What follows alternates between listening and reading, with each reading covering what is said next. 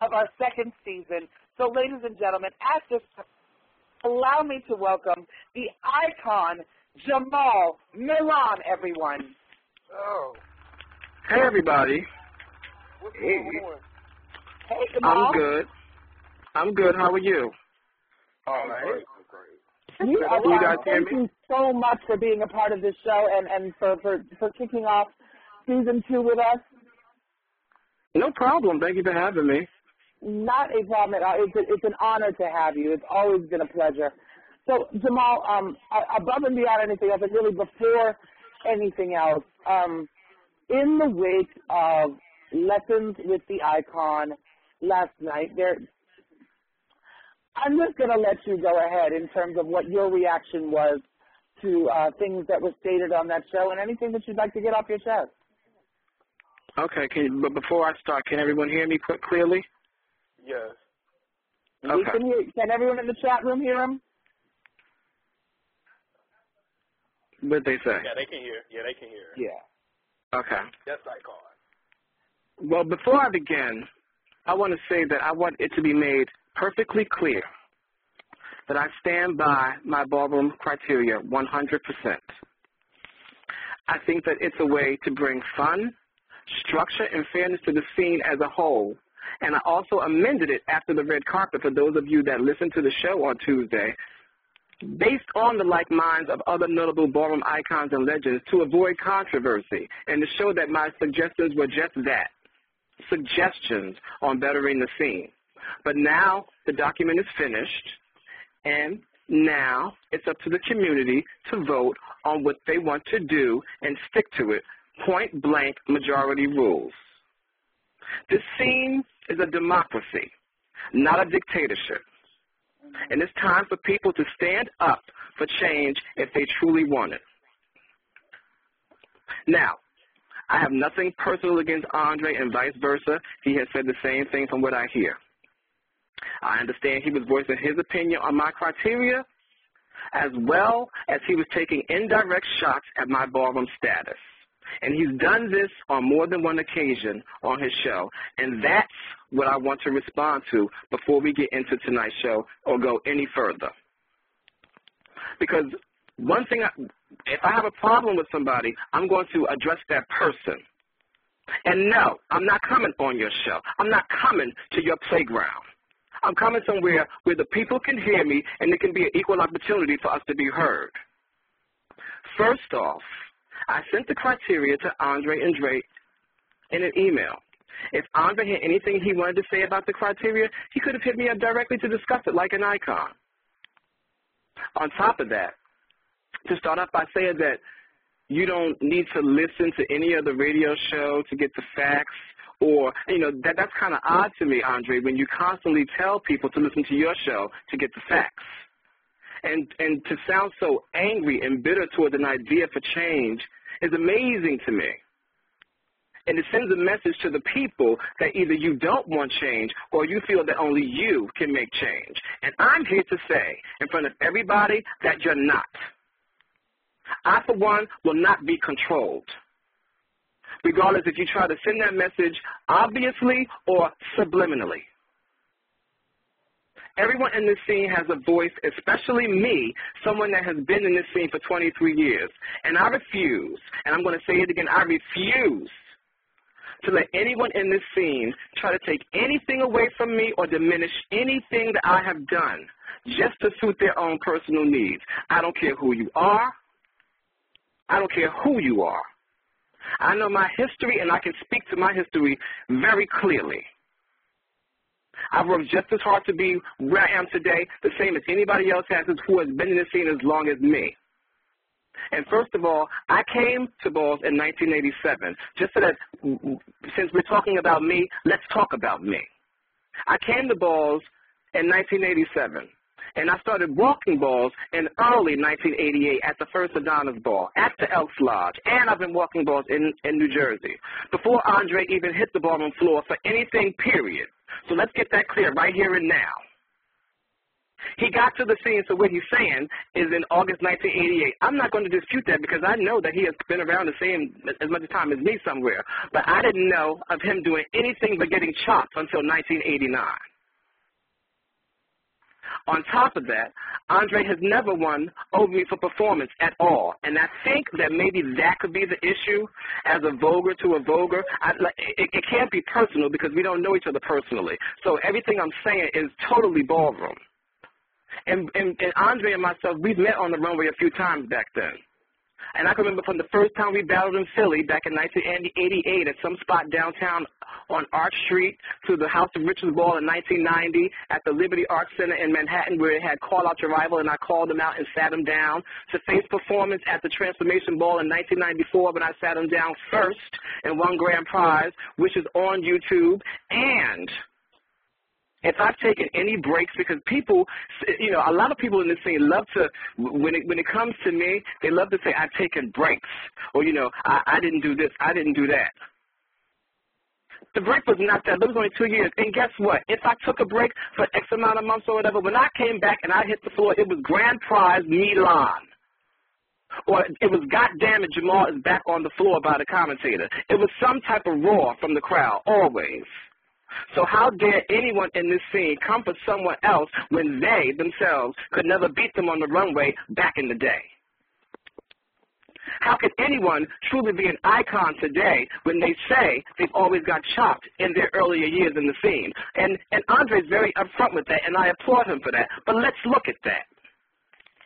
If you get chopped down back then and I didn't, that means that it should have taken you longer to get your status than me, right?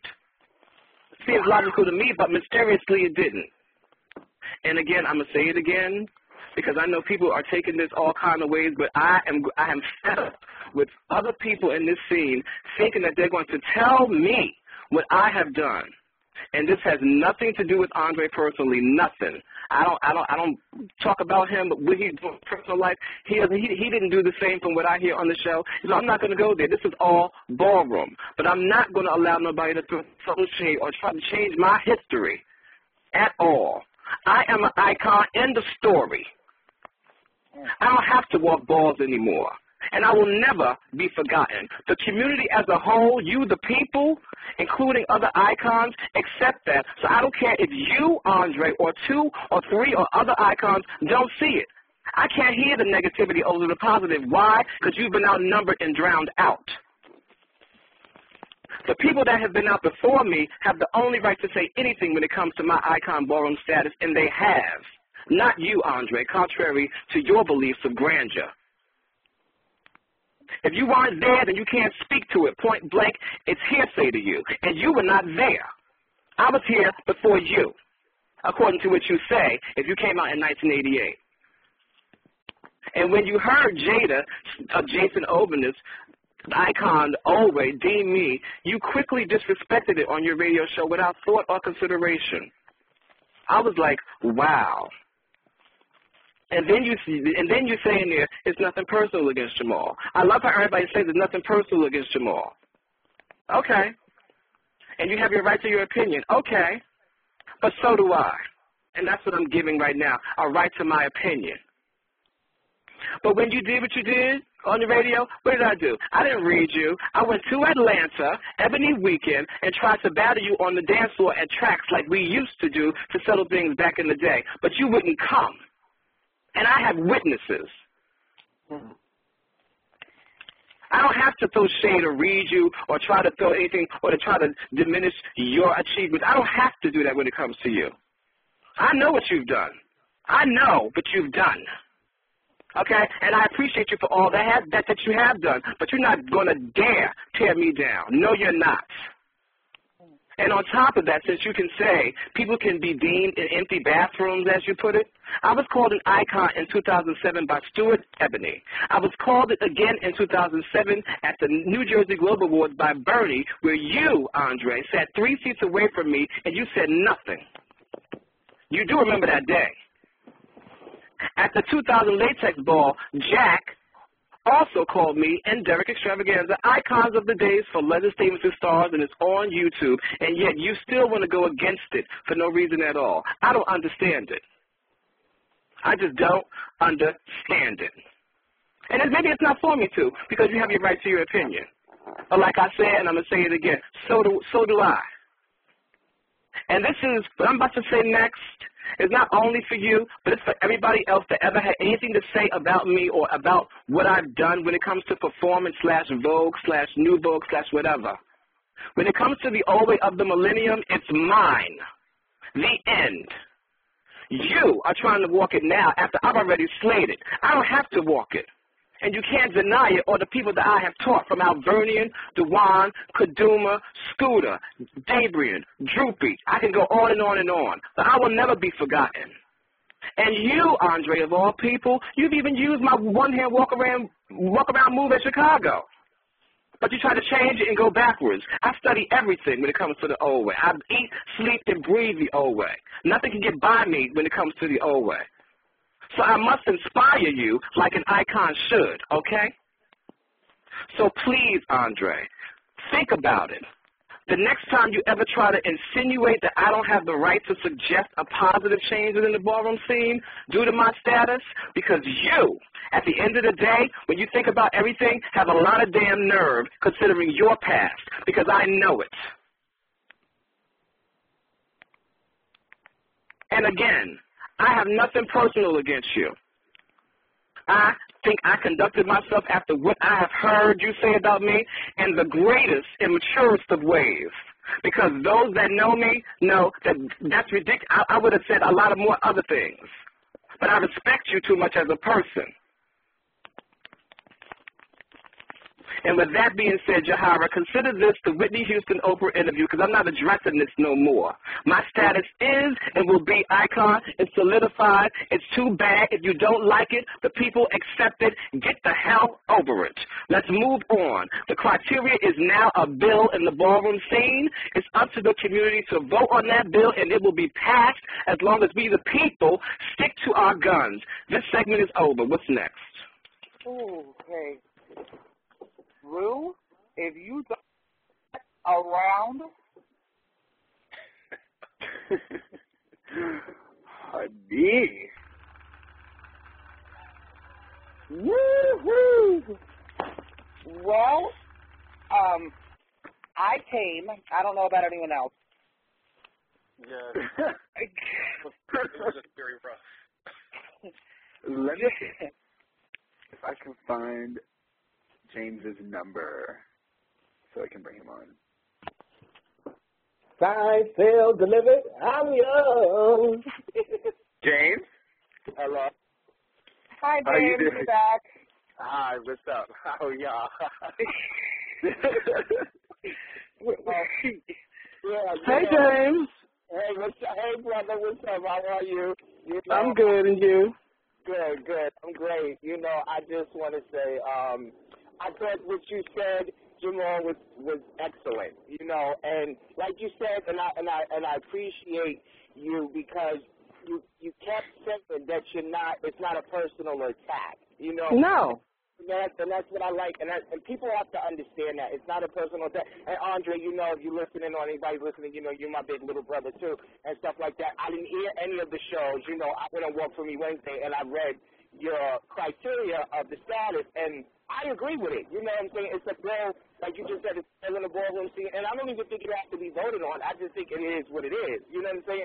That somebody has finally took the initiative to do what we all have been saying, from star statement to legend to icon to not to rock, whatever we want to label people. They all wanted, everybody wanted to know how, why, when.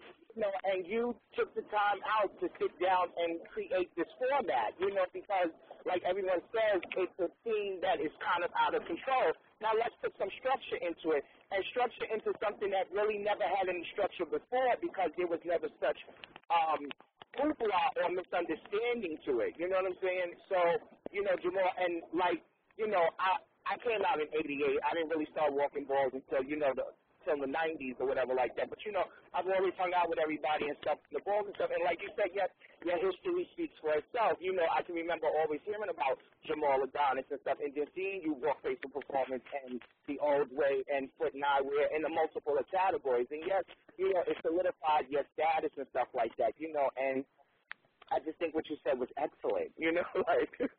Thank you. This is excellent.